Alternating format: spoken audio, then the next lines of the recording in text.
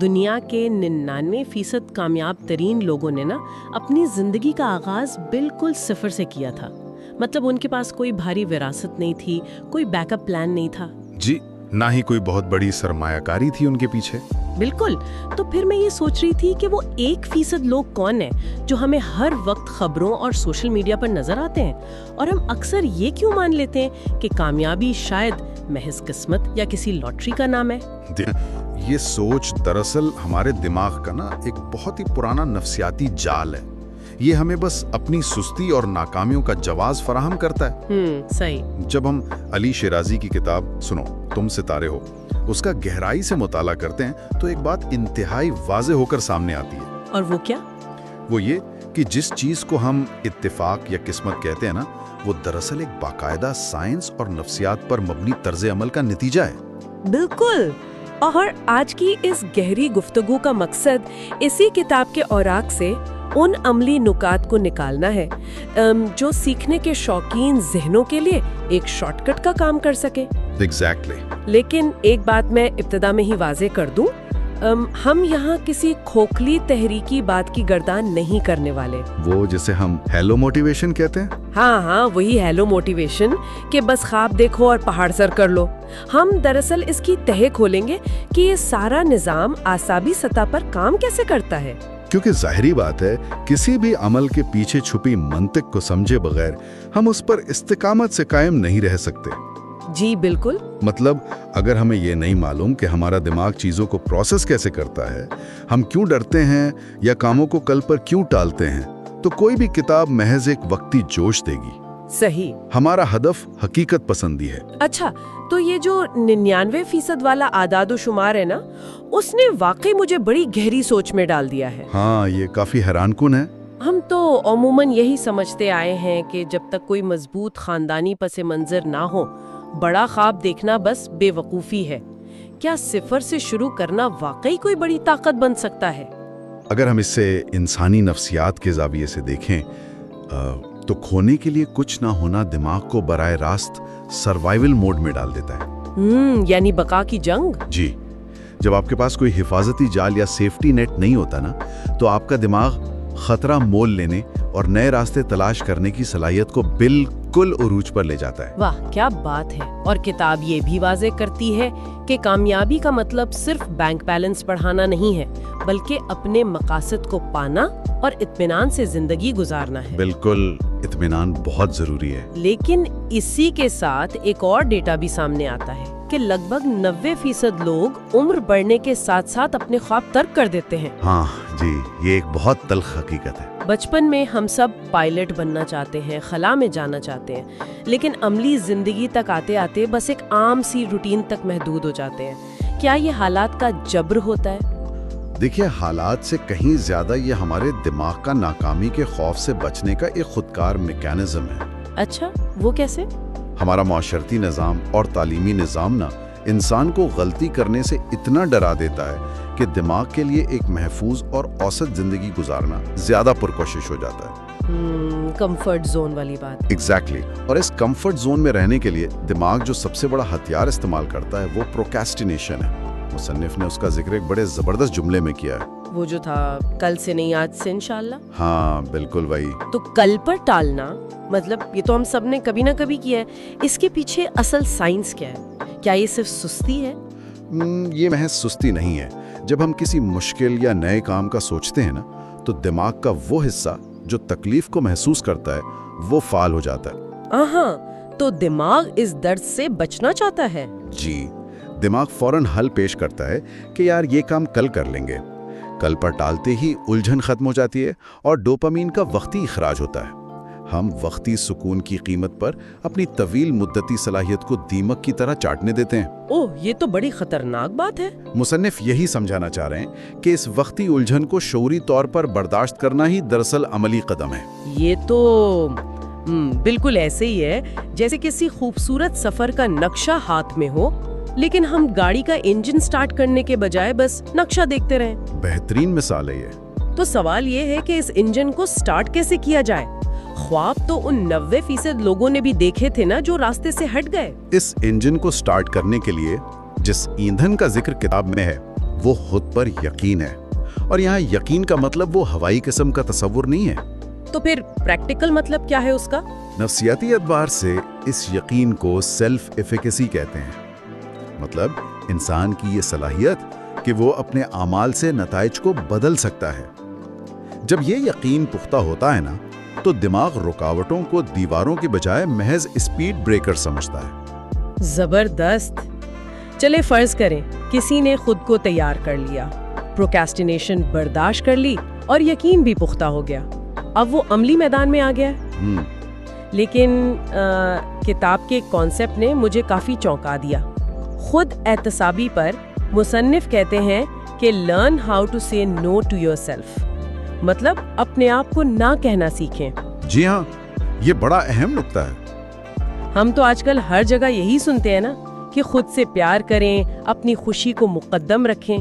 ये खुद को इनकार करने का क्या फलसफा है भला? देखें, ये दरअसल डिलेड ग्रेटिफिकेशन की एक इंतहाई प्रैक्टिकल शक्ल है। हमारा दिमाग हमेशा फौरी तस्कीन तलाश करता है। हाँ, वो फौरी इनाम वाली बात। बिल्कुल। तो जब आप रात को देर तक जागकर तफरीह करने की ख्वाहिश को दबाते हैं ताकि सुबह मकासद के लिए काम कर सकें, तो आप अपने जज्बाती दिमाग को सख्ती से ना कह रहे होते हैं। सही। खुद एहतसाबी का मतलब ही यही है कि खुद को एक गैर जानिबदार नजर से देखें और वक्ती ख्वाहिशात की कुर्बानी देकर तवील मुद्दती आदाफ को बचाएं। तो यानी वो जो तमाम पुरानी तलखियाँ, माजी की नाकामियाँ या लोगों की छुपती ही बातें जो हम बरसों से याद रखते हैं, उन्हें भी छोड़ना इसी का हिस्सा है। 100%। किताब में बड़ी दिलचस्प तशबीह है ना रोजे वाली। हाँ, कि जैसे सूरज गुरूब होने पर रोजा इफ्तार कर लिया जाता है, वैसे ही माजी की परेशानियों और पछतावों का भी रोजा इफ्तार कर लेना चाहिए। ये तशबीह नफ्सियाती दबाव को समझने के लिए लाजवाब है। जब आप इन बातों को पकड़े रखते हैं तो आपका दिमाग मुसलसल कार्टिसोल नामी तनाव का हार्मोन पैदा करता है, जो हमारी सारी तवानाई निचोड़ लेता है। एग्जैक्टली। इस गैर जरूरी बोझ से छुटकारा पाए बगैर खुद एतमादी नहीं आ सकती। और खुद एतमादी की ताकत समझाने के लिए एडिसन और उनकी वालदा का वाकया भी है इसमें। वो कहानी जिसमें स्कूल वालों ने खत दिया था कि बच्चा कुन ज़हन है। जी, और माँ ने बुलंद आवाज में पढ़ा कि बच्चा जीनियस है और स्कूल उसे पढ़ाने के काबिल नहीं। अच्छा, मैं यहाँ थोड़ा सा इख्तिलाफ करूंगी। क्या वाकई सिर्फ एक खत के अल्फाज बदल देने से कोई रातों रात अजीम साइंसदान बन सकता है? आपका सवाल जायज है। मतलब सिर्फ तारीफ कर देने से तो किसी के दिमाग में फिजिक्स के उसूल नहीं आ जाते? टेक्निकी तौर पर आप दुरुस्त कह रही हैं, लेकिन नफ्सियात में इसे कॉग्निटिव फ्रेमिंग कहते हैं। इस माँ ने सिर्फ तारीफ नहीं की, उसने उस कुंद जहन के लेबल को मुस्तरद कर दिया था। ओह, जिसने उसकी सीखने की सलाहियत को रोक देना था। बिल्कुल। जब माँ ने दुनिया का फ्रेम ऑफ रेफरेंस बदला तो बच्चे का दिमाग तजस्सुस के लिए खुल गया। वो नाकामियों से मायूस नहीं हुआ बल्कि सीखता रहा। ये बात अब मुझे गहराई में समझ आ रही है। यानी वो लेबल या वो गैर ज़रूरी ज़हनी बोझ अगर दिमाग पर मुसलसल लादा जाए तो सूरत हाल वैसी ही होती है ना, जैसे हमारे स्मार्टफोन के बैकग्राउंड में दर्जनों ऐप्स चल रही हों। वाह, क्या कमाल जदीद मिसाल दी है आपने। मतलब हम फोन पर सामने कोई काम नहीं कर रहे, वो बज़ाहिर लॉक होकर टेबल पर पड़ा है, लेकिन बैटरी तेजी से गिर रही है और प्रोसेसर गर्म हो रहा है। एग्जैक्टली। ये माजी की तलखियां और लोगों की बातें वही बैकग्राउंड एप्स हैं जो हमारी वर्किंग मेमोरी को मशगूल रखती हैं। हमें लगता है हम आराम कर रहे हैं, मगर तवानाई खत्म हो रही होती है। जब आपकी वर्किंग मेमोरी माजी के बोझ तले दबी होगी तो हाल के मसाइल पर तवज्जो देना आसाबी तौर पर नामुमकिन है। मुसन्निफ ने जो अरस्तु का कौल नकल किया है ना, कौन सा वाला? कि खुशी का इन्हिसार इंसान की अपनी जात और उसकी खूबियों पर है, वो दरअसल उसी अंदरूनी प्रोसेसर की सफाई की तरफ इशारा है। अंदर का प्रोसेसर उलझा हुआ हो तो बाहर की कामयाबी खुशी नहीं देती। सही। चलें हम मान लेते हैं कि बैकग्राउंड एप्स बंद कर दें और फोन की बैटरी 100% हो गई। अब हम मंजिल की तरफ निकल खड़े हुए। जी, सफर शुरू हो गया। लेकिन कुछ दूर चलने के बाद तो वो बैटरी दोबारा कम होना शुरू हो जाती है ना। इंसान की मोटिवेशन हमेशा एक सी नहीं रहती, ये हम सबका तजुर्बा है। जी हाँ, ये एक फितरी अमल है। किताब यहाँ मोटिवेशन को बरकरार रखने के लिए एक इस्तिलाह लाती है, जिंदगी के BTS टावर्स। یعنی جیسے فون کو سگنل کے لیے ٹاور چاہیے، ہماری موٹیویشن بھی بیرونی سورس سے جڑنا مانگتی ہے۔ یہ انسانی فطرت کی وہ حقیقت ہے جسے ہم اکثر جھٹلاتے ہیں۔ ہم توقع کرتے ہیں کہ بس ایک بار ارادہ کر لیا تو تاخیر نہیں ہوگی۔ لیکن سائنسی اعتبار سے ہمارا ارادہ بھی جسم کی توانائی کی طرح محدود ہے۔ اسے ڈیسیژن فٹیگ کہتے ہیں۔ شام تک دماغ فیصلہ کرنے کی صلاحیت کھونے لگتا ہے۔ تو ایسے میں پھر کیا کیا جائے؟ ایسے لمحات میں دوبارہ ریچارج ہونے کے لیے ان BTS ٹاورز کی ضرورت پڑتی ہے۔ اور کتاب کے مطابق یہ ٹاورز ہمارے ارد گرد کے مثبت لوگ، مخلص دوست اور اچھی کتابیں ہیں۔ اگر ان سے دور جائیں گے تو ذہن منفی خیالات کے نو سروس زون میں چلا جائے گا۔ بالکل صحیح سمجھی آپ۔ لیکن میرے ذہن میں یہاں ایک بڑا بنیادی تضاد آ رہا ہے۔ جی بتائیں، کیا تضاد ہے؟ آج کل سیلف ہیلپ انڈسٹری تو ہمیں یہی سبق پڑھاتی ہے کہ تم اکیلے کافی ہو، موٹیویشن اندر سے آنی چاہیے۔ اگر ہم BTS ٹاورز ڈھونڈیں گے تو کیا ہم دوسروں کے محتاج نہیں ہو جائیں گے؟ دیکھیں، یہ جو سب کچھ آپ کے اندر ہے والا بیانیہ ہے نا، یہ تھوڑا رومانٹک ہے، حقیقت سے دور ہے۔ اچھا؟ انسان اعصابی اور نفسیاتی طور پر ایک سماجی مخلوق ہے۔ ہمارے دماغ میں مرر نیورونز ہوتے ہیں جن کا کام ہی ارد گرد کے لوگوں کے جذبے کی نقل کرنا ہے۔ یعنی ہم دوسروں کا عکس بنتے ہیں۔ بالکل۔ آپ اندر سے کتنے ہی پرعزم کیوں نہ ہوں، اگر آپ مسلسل مایوسی اور شکایت والے ماحول میں ہیں نا، تو یہ نیورونز لاشعوری طور پر منفیت جذب کر لیں گے اور ارادہ ٹوٹ جائے گا۔ مطلب اگر ہم اسے ایک کشتی کی مثال سے سمجھیں تو ہمارے بازوؤں کی طاقت اندرونی انجن ضرور ہے، لیکن ماحول اور BTS ٹاورز وہ سمندری ہوائیں ہیں جو کشتی کو آگے دھکیلتی ہیں۔ کیا زبردست بات کہی آپ نے۔ اگر ہوا مسلسل مخالف سمت میں چلے گی تو ہمارا اندرونی انجن بہت جلد تھک کر بند ہو جائے گا۔ بالکل ایسا ہی ہے۔ مثبت ماحول اور مخلص لوگ موافق ہوا کا کام کرتے ہیں، اور اسی لیے کتاب میں ایک روایتی مگر گہرا اصول ہے: با ادب با مراد۔ با ادب با مراد۔ ہم تو عموماً ادب کو ایک پرانی اخلاقی رسم سمجھ کر نظر انداز کر دیتے ہیں۔